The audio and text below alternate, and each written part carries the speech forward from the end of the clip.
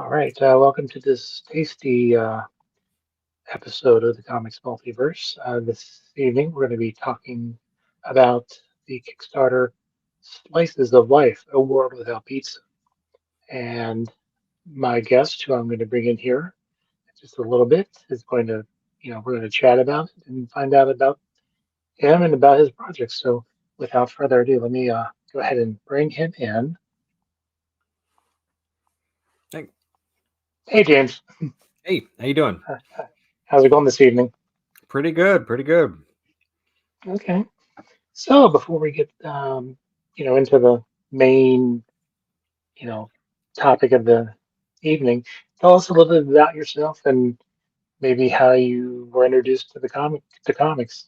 Yeah, so I've been a fan of comics for as long as as long as I can remember, but I've started the journey into the creation side actually on the press side of the house. So I wrote about comics at Horror DNA and ComicCon.com for over 10 years, and then in about 3 years ago, I put down the press hat and started writing my own comics. And part of that was joining a group with the other writers in Slices of Life, Mario Candelaria, Phil Butehorn, and Matt Summo. We just kind of had like a chat group together. It was kind of an accountability group, and encouraging each other, bouncing ideas off of each other, and that's where this book came about. But to kind of talk about like while I can't remember the first comic I have, I know it was a Web of Spider-Man that I had when I was a kid, but the one that made the mark on me was years later when I got back into comics, which was Preacher Volume 1. That was the book Okay. where I started to pick up the comics that my roommate at the time was picking up at the local comic shop. Shout out to October Country in New Paltz, and I was reading all these. I'm like, man, this is great. Like, I really got to dig into these. And he said, go buy Preacher #1. And I think I read all 9 volumes in probably about like 4 weeks. I just kept going back. I would bring it home, devour it, and then immediately go back to the comic shop and pick up the next volume. So I read that so quickly, and just like that just opened up everything. That was the floodgates at that point. Okay. Well, I mean, I always enjoy hearing other people's Mhm. comic book origins and uh, so- hold on, I don't know why it's telling me I need to plug in my computer. Oh well, I'll be fine. All good.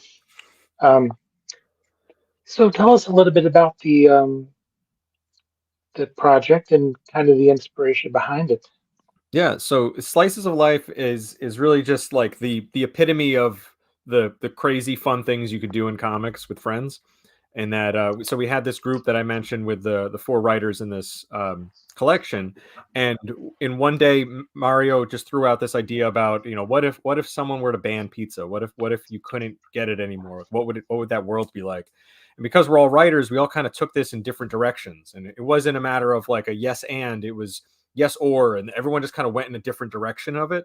So instead of just kind of like, oh yeah, you could do this, you could do this, and then kind of piggybacking on the same idea, everyone went in different directions. And then we said, well, what if we did an anthology? What if we did our own thing?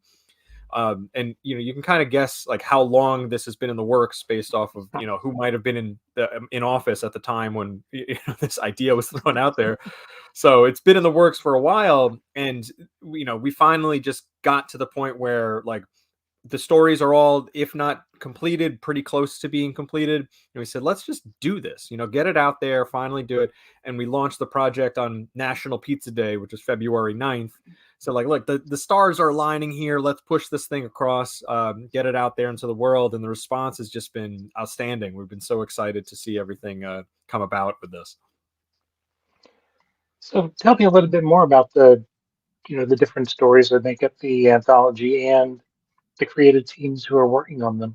Yeah, so it's a really great group. I'm really proud of what everyone's the teams, and then just what everyone's kind of pulled together there. So as I said before, it goes in different directions. So I have a story in here called Personal Pan that's done, but with Darren Vogt, who's very much like more of a like fun, not quite cartoony style, but like it has a great fun vibe to it. The story is about a father who is trying to make his late wife's pizza recipe for his estranged son. So I describe it as the Warriors meets Jingle All the Way in this fun kind of madcap story, because he's got to go and get all these ingredients that are heavily regulated, and he goes and deals with some gangs and the mob and all this kind of stuff. Mario's story is called No Toppings for Old Men, and it's about a kind of a train conductor who finds a pizza that's been left on the train, and he ends up in this like really crazy underworld story, and that's illustrated by Laura Helsby. And Matt's story is called Pieces. It's a very personal story for him in that he's talking about his divorce and his life moving from Connecticut, which apparently has no good pizza, and back to New York. And that's illustrated by Jenny Odio. And last but not least, we have got Phil Butehorn's story. That one's called Old Man Gino's, about an underground pizza box folding competition, and kind of like a bit like Karate Kid vibes to it. And that's illustrated by Roberto Duque. So all that's like the four main stories, and then I've also Mhm. written a story that is illustrated by Dan Buksa that will follow a driver that and connect all the stories together. So there's kind of an interstitials that come at the beginning, the middle, and the end, and telling this one woman's story, really connecting everything. So it's a little different than like your crypt keeper introducing each story. In this case, you get this thoroughfare and see different aspects of the world through this driver's story. Nice. So this isn't your first, I guess, it's time writing a comic, is it? No, so I have a few shorts under my belt now, and my first fully written comic, a real slobber knocker that I did with Dan. I actually just got the print copies just last week, and they're starting to go out to the backers of that campaign that we put together last year. But I've had Nice. stories in a few different anthologies, but this story in Slices of Life is something that's really personal to me. It's something I wanted to write, something about parenthood. And when I was getting into comics and starting to write my own, this story was that first one that kind of like broke me out of that shell and kind of got me into that vibe and more of a regular cadence of writing. So I owe a lot to my journey so far to this story and to the group that I'm making the book with. Are there any comic creators or writers that kind of influence, you when you're writing your stories? So I kind of I ingest like almost everything. So I'm kind of an equal opportunity comic creator right now, or reader. Right now I'm reading a lot of things like Usagi Yojimbo and One Piece and a lot of manga. The manga influence has definitely come from working with Darren lately because he's a big manga fan. But from a a specific influence, I mean, I hold in high regard people like Brian K. Vaughan, and actually like the way that I approach writing a story is I learned from a letters page from an issue of Saga, I think, where he talks about writing page numbers down on the side of a piece of paper and writing down what happens on each page, and that's how he plots out the issue. And I adopted that method when I started writing, and that it's helped such a tremendous way of doing that. But how he kind of builds and layers a story is kind of like the ideal for me. If I could get like a fraction of that, I would be Hmm. really happy. Sounds good. Um, so kind of tell me about the campaign itself. What are you off, what reward levels are there? Mhm. And so, for people who are considering backing the project. Yeah. So again, we've got four stories plus the interstitial. So we're going to be a little over 60 pages altogether between everything. And so we have the digital and physical copies of the book. And you could also get drawn into some of the stories so that are still in progress. So specifically Old Man Gino's and Pieces, there are crowd scenes and some speaking parts available in each of those respectively. So you can get drawn into the book itself. But one thing I'm really excited for is our thank you page is going to be a little different in that instead of just a big list of everyone's name on it, we're making a pizza menu. So at the standard level, you get included as one of the toppings, right?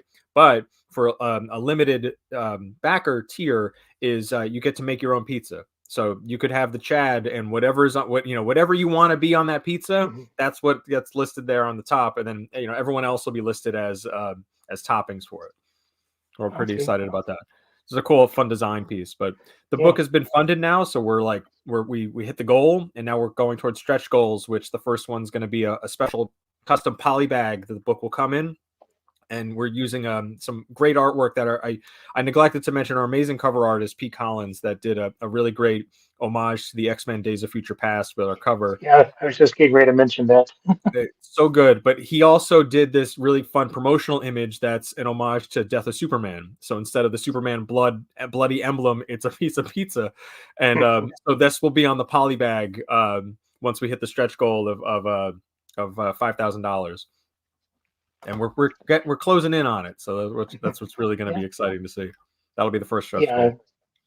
I think the cover is what really kind of drew me because you have even the callback to Billy Bob Mm-hmm. and Chuck E. Cheese. What was so good was we pitched this idea to Pete, and Pete did a variant cover for me for a real slobber knocker, and I didn't even know what to ask for that book, and he came up with this brilliant idea to do homages to old Pro Wrestling Illustrated magazine covers, and I'm like, I instantly fell in love with it. He knocked it out of the park. So he was like the logical choice to go to reach out to for this book, and we pitched him this idea of like, what if we did something with some pizza mascots like this, and his first question was like, are there that many pizza mascots? So like I was really combing through Wikipedia and sending him links to a bunch of different ones, and then he found even more that were in there that I was not expecting at all. So just completely knocked our socks off with this, and it was like, no, we don't need a variant, we don't need anything else. Like this cover really speaks for itself, and it's so good. We're so happy with it. Now, besides your story, and you mentioned, do you have a favorite story or one? I mean, you've talked about, they're all, unique in the way, but is there one that kind of speaks to you other than yours? I mean, they all have different. They all scratch different itches there. And I think that I'm really proud of what everyone's put together. I know it's kind of like the non-answer because I have to like choose between all the babies in this, but I think like Mario's is a really fun standout because it's like it's the first story outside of the interstitial piece that'll be in there, and it really sets like this high bar with a lot of great action and adventure kind of piece, and then will slow things down with Matt's story, which is a little more dramatic. So it's fun to see how we're even pacing and deciding which story goes where, to kind of dictate the flow of the book there. But Mario jumps us, kind of starts us out with a bang, which is a really great way to open the book. Now, how is, even though this is kind of different from crowdfunding your own book, um, how's this experience been? Because lately I've heard like different creators having horror stories about stuff happening. Yeah, Kickstarter's been up and down lately, it seems. But we planned it out for several months ahead of time to understand what what we needed in order to raise for the goal as well as what we were going to do. So, we plotted out, press outreach, we plotted out different promotional things that we started to drop on social media. And it was really a team effort there. So I mean, Phil is like the hardest working promotional machine I've ever seen in my life. The guy is constantly looking out there of like, where can who can he reach out to, who can he tag to kind of bring in and talk about this book, and talking about like fun ways of like promoting it there. So I think that's been a key element to really getting the word out. And what's interesting in that, a lot of creators are seeing Twitter as go down in terms of the amount of referrals that they're getting from the service. We're seeing the opposite. So a lot of the stuff that we've been posting, a lot of it being done with Phil's incredible work on this and promoting it, has led to a lot of backers from the campaign. So it's definitely paying off because of the work that he's been putting into it. Nice. So before we move on, is there anything else that you wanted to mention about the campaign itself? I mean, just that it's a fun world. I think every time that we talk about it, it's like, wait, it's banned like pizza. Like we're talking about, yeah. And I think there's definitely more that we can do here. So we're excited to of what we've done so far. And this has been successful. We want to get this out there to the world and share it with everybody. I wouldn't say that we're going to close the door entirely on this crazy world, because every time we talk about it with somebody, they throw out all these other ideas too, and it's like, yeah, we could do all of those things and more, because like the sky is the limit with this kind of crazy story, because pizza is this like personal food, right? It's like this thing that everyone loves, everyone has some sort of experience with it, whether it's a pizza party as a kid, or going there hungover after the bar or something. Like everyone's had that kind of like, oh man, I love this, and they're really opinionated about it. So I mean, we don't even get into things like the differences between like Chicago deep dish style and like New York style. Like there's all these, like, that's like warring factions that could come in. Like there's all these different fun ideas that we can explore. So I definitely want to get this out there and then go from there. As a New Yorker, where do you stand on it? I mean, definitely New York style, like that. And that's the thing. Like the writers in this book are all from the New York area. So to us, it's like, come on, we know what pizza is. Like all due respect to everyone else, but it's New York pizza. Like this is it. It's in the water. Like we know what we got here. Like I used to work with a woman that had moved to Nashville, and every time she came into the office, she would leave with a pack of bagels and pizza that she would get and then wrap in tinfoil and shove into her suitcase. So like that was a thing where like she admitted she cannot get this out elsewhere. She's got to bring this home. So she made sure that had to get through security and everything. So it was a process, but it was worth it. I think it's just a kind of an interesting concept that you're working here, because pizza is such a comfort food, but it's Mhm. also something that pretty much everyone enjoys. I mean, my mother used to make her own dough, and that's one of the only good things I'm good at doing these days in the kitchen. And my son was like, "I like your pizza the best." I was like, "Thank So there you go. And see, that feeling is what I'm trying to tap into in my story in the book too. Of that, like, it brings people together. I even had like the weird thing about me is that I didn't like pizza when I was a kid. I incorporate that into the story, and that like my main character is doesn't like pizza as a kid, but he's turned around by the woman that becomes his wife, and it was I don't know why I didn't like it. Like I love it now. I'll gladly eat as much pizza as I possibly can, but for whatever reason, it didn't click as a kid. So like, you can imagine pizza parties, you go to a birthday party as a kid, they're feeding everyone pizza. And I was the weird one that got a hot dog that was just kind of like quietly pushed. Here you go, weirdo. Like, and that was it. you." Okay, so well, would you like to play 5 questions? Absolutely. Let's do it. All right. Question number one: pineapple and ham on pizza, crime against nature or good?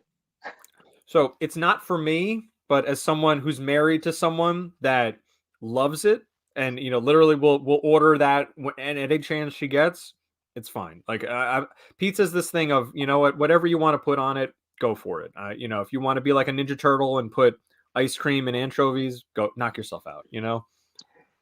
What are your favorite toppings to put on pizza? I'm more of the meat lovers guy, so I'm happy with pepperoni and sausage all day.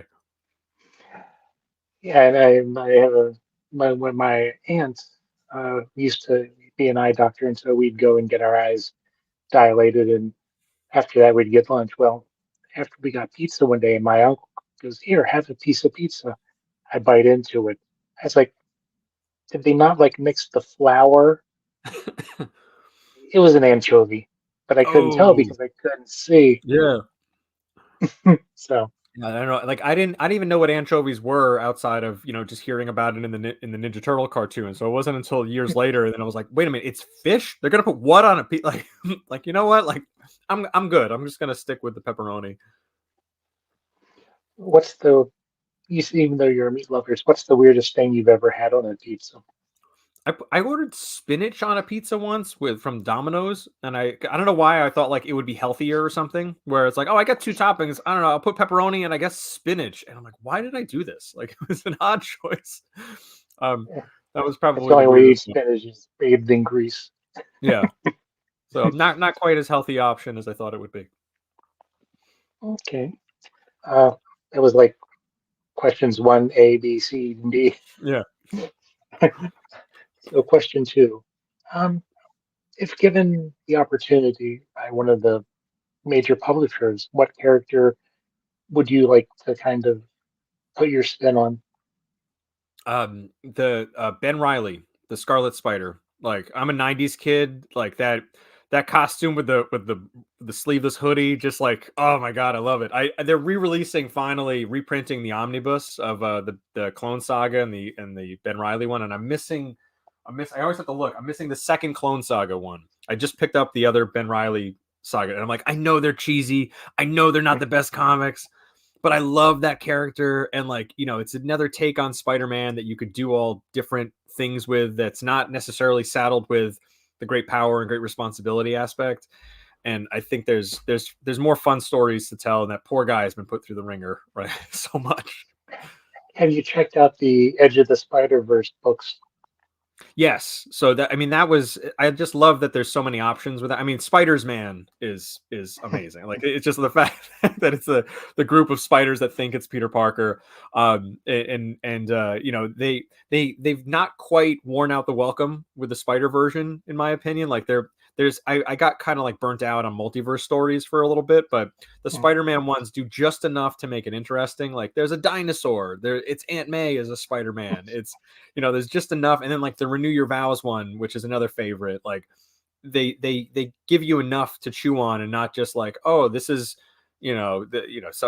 just some weird one where, the Black Cat is a Spider-Man. Like, okay, I get that one. Craven is a Spider-Man. Like, all right, you're starting to hit the bottom of the barrel here, but I think they give you just enough to keep it interesting. Okay. Question number 3. Um, if you had to pick 3 comics runs series to read for the rest of your life, what would they be? So definitely Preacher again. I would bring that one up. Why the Last Man? So I got to get my Brian K. Vaughan in, and probably Astro City. So that was a book that I don't think gets enough love, but that was the book that when I had gone through a number of different trades, I did Preacher, I did Transmetropolitan, I did Sandman, and Oh, I love I asked the Transmet. comic shop, like, what else should I get? Like, what else should I look for? And they said, they handed me Astro City Volume 1, and they said, this is the only book we have a complete money back guarantee on, and no one's ever collected it. And I just love it's its own world of superheroes, and just, it's one of those things where, like, this is what you could do in superheroes, and it's in its own little world there, which I love. Okay. But yeah, I mean, Transmet was one of my kind of go-to things that Mm. I've read, and ever since then I was like looking for the next Transmet. Yeah, and it's funny to see the ones that, like, I feel that folks like Cy Spurrier are kind of like playing in that sandbox a little bit with some of their stories. Like the current Flash run with Cy Spurrier is like really, it scratches some of that itch, like a Planetary-esque itch. Excuse me. All right. Question. We'll move on to question 4. Um, Star Wars or Star Trek? Star Wars. Like, Yes. I all due respect for Star Trek, I get it, but like I just, when that music kicks on, I get goosebumps every time. Whether it's a TV show, whether it's any of the movies, I'm good. I love it. But it makes me feel like a little kid again. And I've been I introduced my son to it, and his takeaway points from watching the original trilogy and the first movie of the new trilogy was sons kill their fathers. Yeah, don't take those lessons. Well, that's what, like, you look at all the superheroes, Batman, Superman, Spider-Man, and like, they're all orphans. This is Yeah.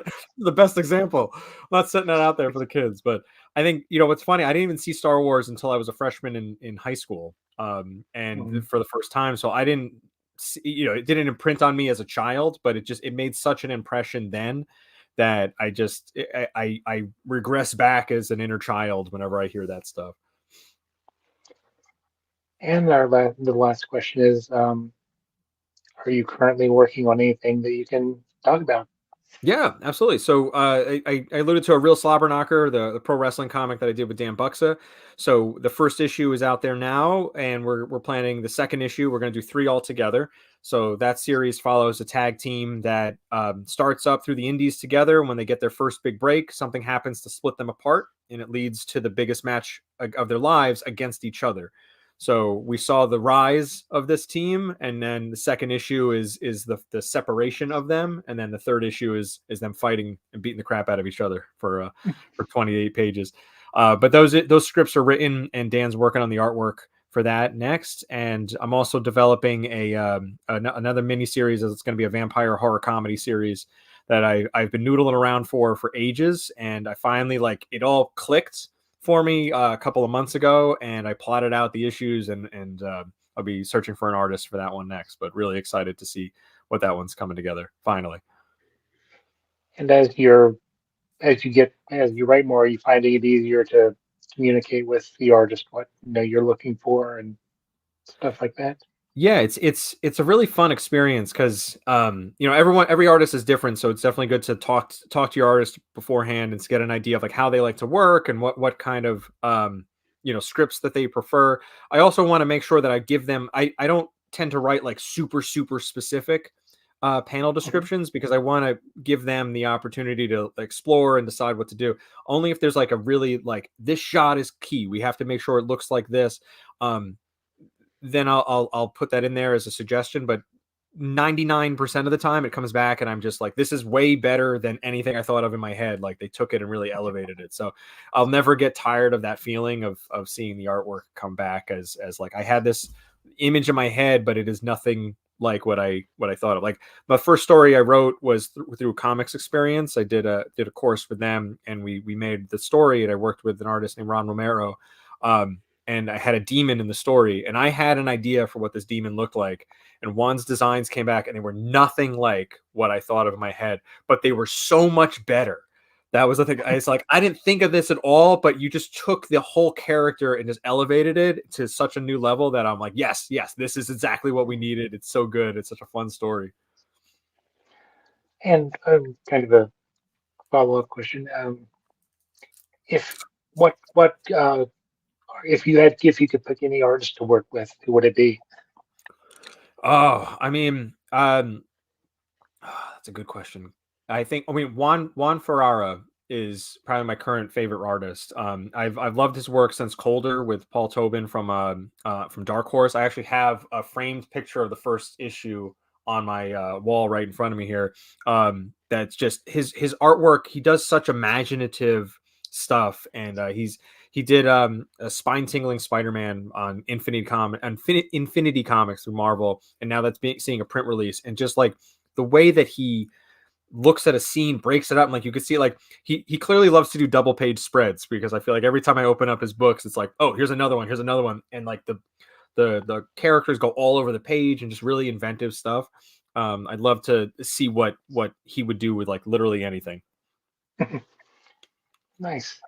Um, so why don't you kind of give a one final pitch for the Kickstarter and where people can find you, where they can find your stuff, Yeah. So social media, all that good stuff. yeah, so Slices of Life is on Kickstarter now. It's a great anthology with an all-star team. We have about a week left to go through the campaign, and it's set in a world where pizza has been outlawed. Our favorite party food is against the law now. So what would you do for one more slice? So definitely, we have about a week left, but we've already hit the goal, and we're going through stretch goals now. And And where can people find your work or find you so on social media? yeah, so I have a website, jamesfergcomics.com, that is been neglected a little bit, but I've been trying to update it as much as I can. And then otherwise on socials, as James Ferguson. I got in early on Blue Sky and Twitter, so I actually have the handle James Ferguson. So often I get tagged. There's a horse trainer in the UK that I get tagged from. It's oh, he did a tremendous job with his horse, and I'm thanks. Would you like to read a comic book? So I kind of try to pivot them over here, but Mhm. occasional weird tags like that. Well, I want to thank you for taking the time this evening to chat about the project. And, whenever you're launching your next book, Slobber Knocker #2, I'd love to have you back and talk about that one. Yeah, absolutely. I'll send you the PDF of that now, so you can check it out too. All right. Well, again, thanks. Have a great night, and good luck as the campaign wraps up. Thanks a lot. All right.